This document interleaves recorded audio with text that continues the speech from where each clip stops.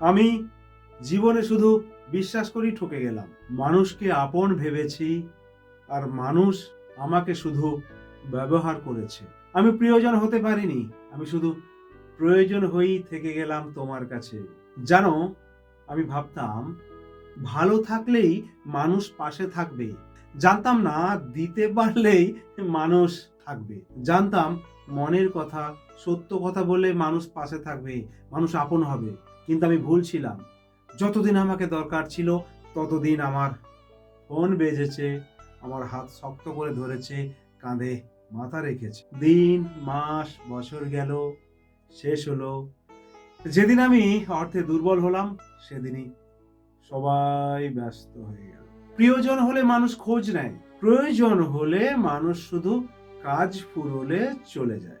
আমার হাসি কেউ মনে রাখেনি, আমার কষ্ট শুধু কাজে লাগিয়েছে। আমি পাশে থাকলে সব ঠিক ছিল, আমি সাহায্য চাইলে সবাই চুপ। এই নীরবতাই সবচেয়ে বেশি কাঁদায়। আমি কি বেশি বিশ্বাস করেছিলাম, নাকি কম নিজের কথা ভেবেছিলাম? ভালো মানুষ হওয়া কি অপরাধ, নাকি এই সময়ে ভালো হওয়াই সবচেয়ে বড় ভুল? অনেক রাত আমি নিজেকে প্রশ্ন করেছি, কোনো উত্তর খুঁজে পাইনি।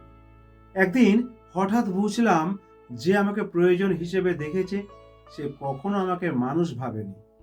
আর যে মানুষ আমাকে মানুষ ভাবেনি, তার জন্য আমি নিজেকে আর ছোট করব না। বন্ধু, বিশ্বাস করো, কিন্তু অন্ধ হয়ে নয়। ভালো হও, কিন্তু নিজেকে হারিয়ে নয়।